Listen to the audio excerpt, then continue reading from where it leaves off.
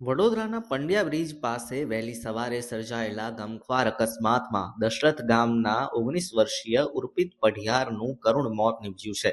પૂર ઝડપે આવતી એસટી બસે નાસ્તો કરવા જઈ રહેલા 3 મિત્રોને અડફેટે લીધા હતા, જેમાં ગંભીર રીતે ઈજાગ્રસ્ત ઉર્પિતનું સયાજી હોસ્પિટલમાં સારવાર દરમિયાન મોત થયું હતું.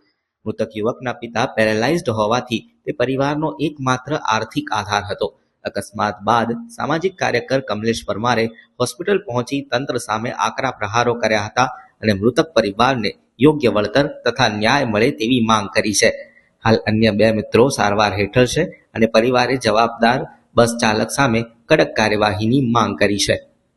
જે હમણાં એક્સિડન્ટ થયું છે મારા મામાના છોકરાનું, એ પંડ્યા બ્રિજની નીચે થયું છે એસટી બસની સાથે.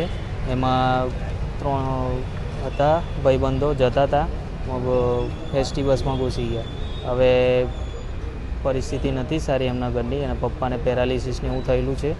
અમે સરકાર તરફથી કોઈ સહાય મળે તો સારું રહેશે, કેમ કે પરિસ્થિતિ નથી સારી ને નાનો ભાઈ છે તો એમની ઉંમર પણ નથી હજુ, બિચારા મજૂરી કરીને એ કરે છે.